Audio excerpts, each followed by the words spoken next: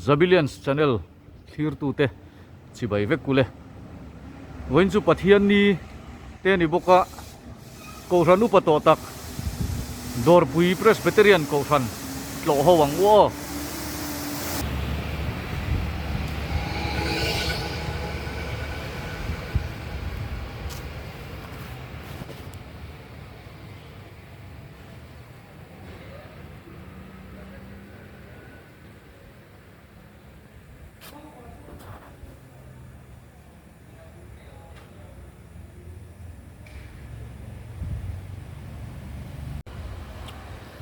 dor pui presbyterian ko ran hi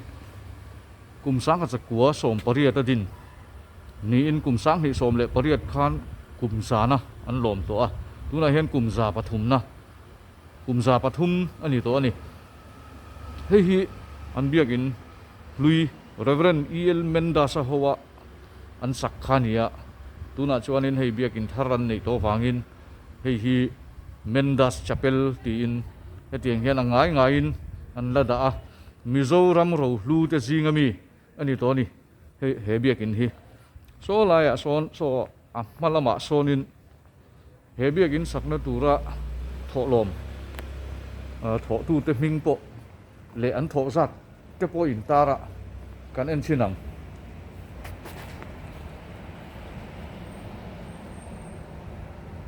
he biakin saknan London Wells Presbyterian Paul ko ran jiwin anti nau pang howin paun za an pek hriat reng na ani hei kum sang khat zakua som thum le pakhatami ni ai thang lama hianin hei he biakin hi Reverend El Mendas Pumena howa sakania aberis with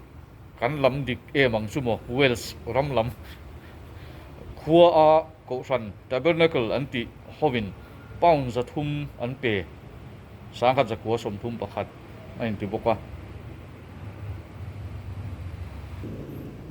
hei hi achak lam kha nia hei alu na hi achak lama hianin a om ani hei khu khu akong ka puya nia nakina chung te po kan len howang chu hei hi pumena anti Reverend El Mendasa howa an sakha ania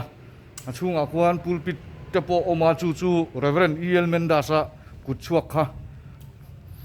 ani ti hian hei hi hei khi an biak in thar dor pui biak in thar kha ani ta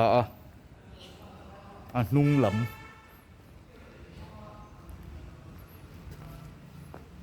hei ti hian an biak in hlui Reverend El Mendasa howa an sak akha thiat lovin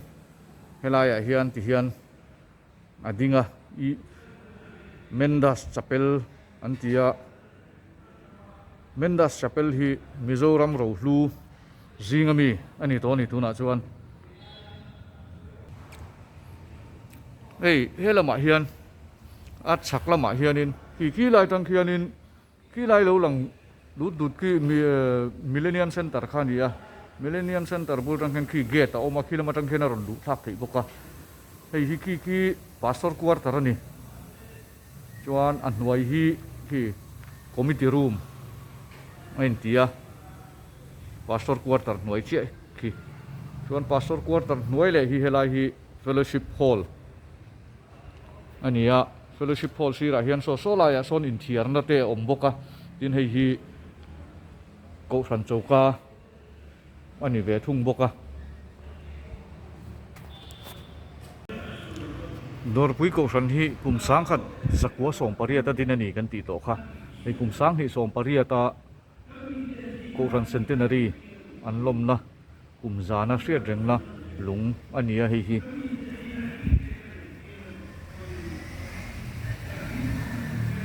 kum sang khat zakwa som pariata dor pui ko ran din ani khan chung ko som panga chau an oma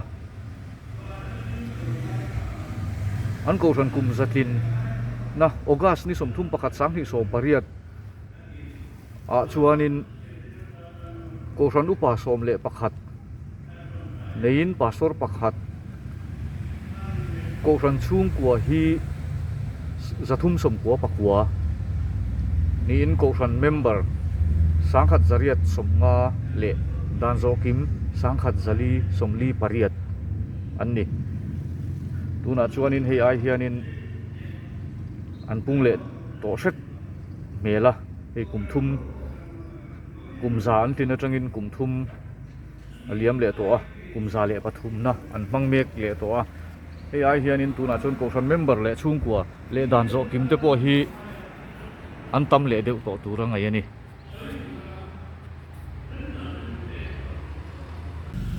hei hi Mendas Chapel khania an chung lam kan lut don ani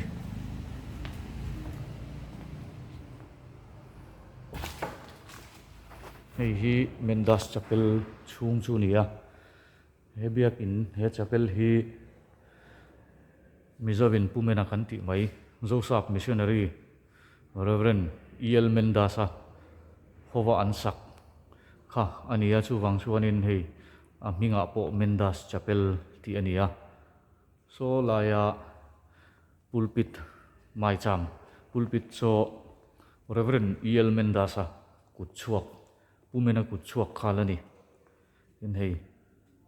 yang hian angai ngain an lada a dor pui ko than thian hei Petromax te po lein khaya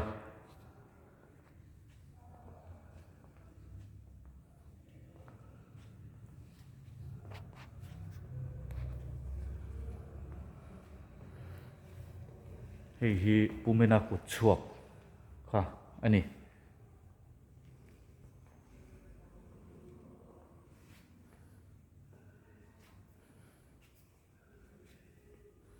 ador pui ko ran tan mai ni lo Presbyterian ko ran tan mai po ni lo Mizoram tan hei hi alu le ani to a Mizoram ro lu atling tak tak to ni dor pui ko ranina hetianga an lo vong tha hi ati zia hle a an fakom hle ni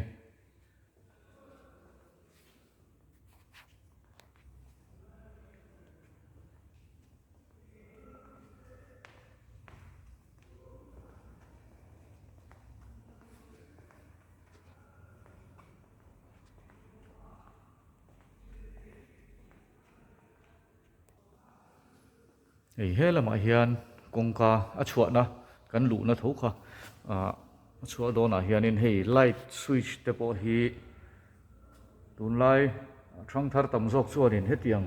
switch te pawh hi kan hre ngai to hlom awm lo ve hei Mendas Chapel ah hian hetiang hi an la hmanga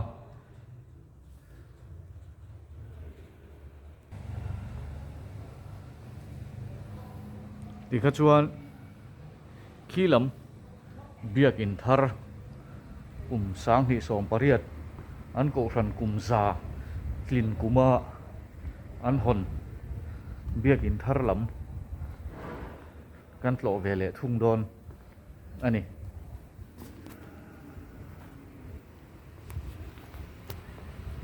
en biak in tuala an chhuat pha te po hi hei a tha khop mai anal lova a ra nuama thatakani hei abiak in lu chhona tur step phi engen hei alaya an thena alu chhona le a chhuwa thak na chu ani em che chuang lowa chho thei ve ve a ron chu thak thei ve ve boka a step po hi azal nuam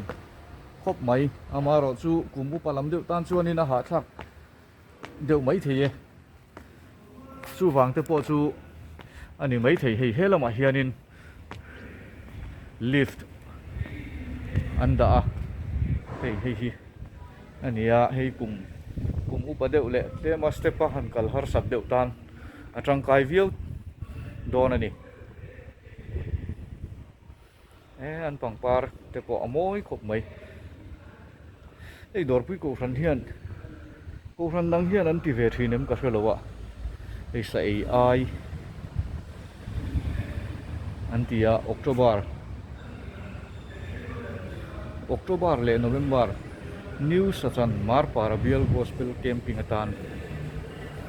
anh tia ei tiang hianin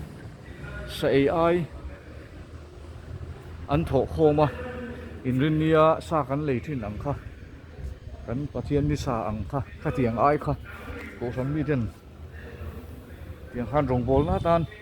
an lo tho khom thin a lo ni a tha viau mai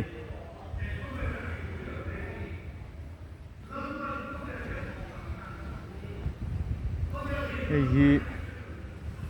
dor pui biak in har chu ni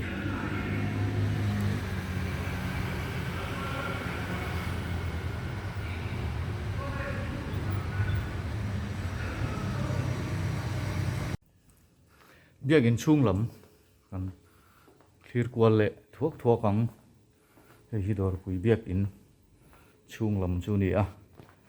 he biak in hi mi sang ni lenna biak in ani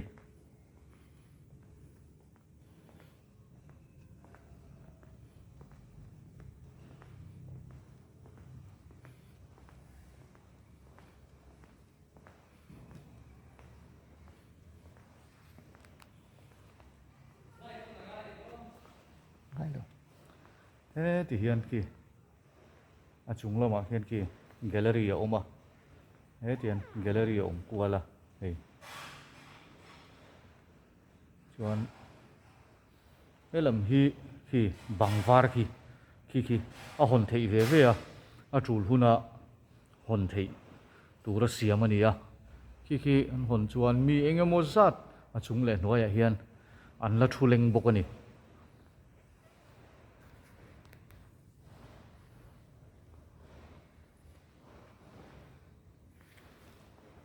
chuan dor pui biak ina hianin hei chanchin thadak bom kan ti mai a kha dor pui biak in hei mai cham pulpit sira hianin a oma hei a thu in ziak khi kan chiar theim o ti khan chiar thei tura ngai ang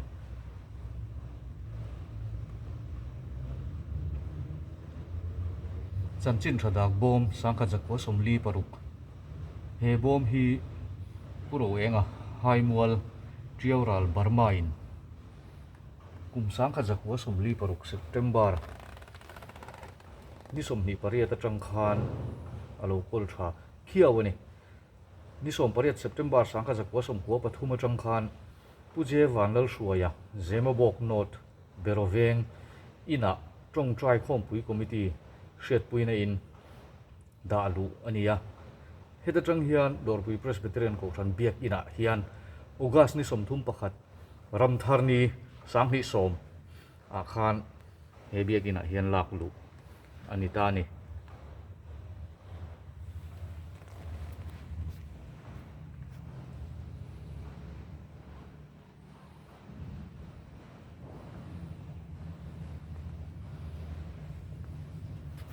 hei hi dorpui biak in mi sang ni lenna biak in chung chu ani biak in atanga kan han chu khan hei helama hian solom so a khot lam kan lu chhouna lam kha ni a hei helama hian hei hi gallery lu chhouna ni a chuan helaiah hian in hnuai chukna om ve thung ani helai hian kan chuk chuan hei ti hian hei biak in hnuai chia kha ni a helama hian in hei kan thiat than lu tuk vak lo bok chol buk alo in tia he chung hi kan en thuak anga hei ti hian thutna nuam tak nen do kan te nen so lai son dar thalang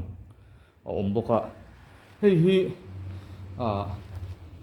ko ran upa tele a ko ran mi te po le ma kum upa lam deuh te enga mo hun puya te le ko ranina mi an som te an nei chang te po in chung huna chuan enga mo ain khom kar laka an thut ha cholna tura ruwa man อันนี้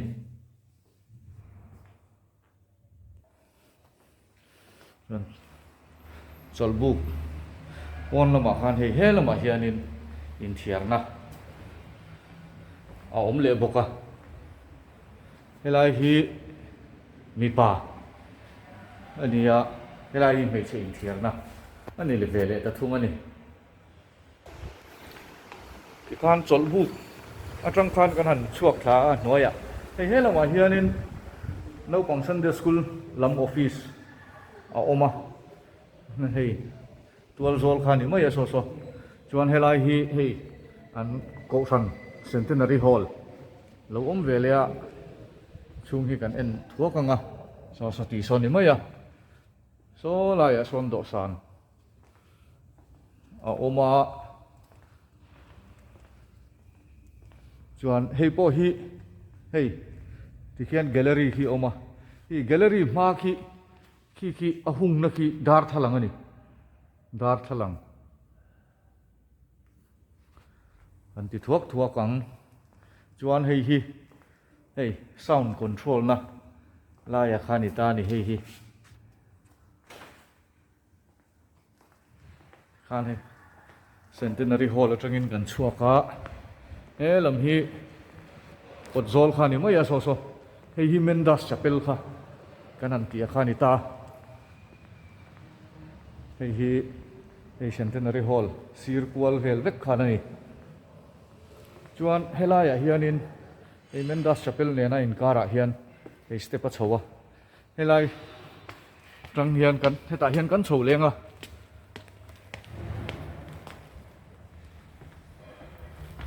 โซไลโซนอินเทียร์น่าเราเวลตาเฮลายอินเทียร์น่ะเฮลายเฮียนินสเตปโลกัลท่าเฮ้ยเบียกินจังอ่ะจุงเบียกินจังอ่ะรอนชุกนะคะอันนี้เวลทุ่งบกอ่ะชวนเฮลมาอินเทียร์นะซีรักัลเฮียนโซลายโซนคอมมิตี้รูมเตะเลนี่เฮ้ยอินเทียร์นะคะเฮ้ยมีพลังอินเทียร์นะอันนี้ชุงปอเทียงลิมครบไหมเฮ้ยอันเอ็นกอลทราที่เอฟเฟกครบไหมเฮ้ยมีพลังอินเทียร์นะคะนี่ตาที่นี่ยันตุยเฮโรโฮนั่นจะพอเฮ้ยมานี่นะกูจะหอยง่ายเลยมาเราอินเดียวไม่ถี่ชีค่ะอันนี้ไว้เฮียนเฮ้ยลายเฮียนี่ให้กุดทันทีเรานะตัวเตปอมากุดทันทีหุ่นนะตัวเตเฮ้ยลำเฮ้ยลายเฮียนตุยอินตัวตุยฟดตุยเทียงลิมบกะเฮ้ยลำไม่ใช่อินเทียร์นะอันนี้ทุ่งไม่ใช่อินเทียร์นะลำจุกันลุดเราไม่ยังเฮ้ยมีปลาลำเนี่ยข้างในหนังกลางปุ๋ยเดือดเวกถูกบกะ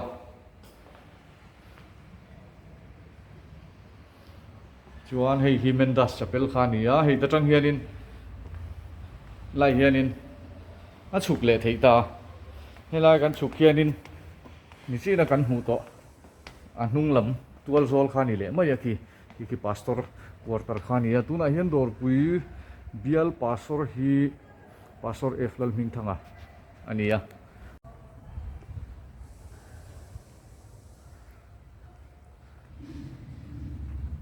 ที่ข้านไว้นะดอร์ปุยเบียกินกันต่อสู้กันดูตกเละโดนนะ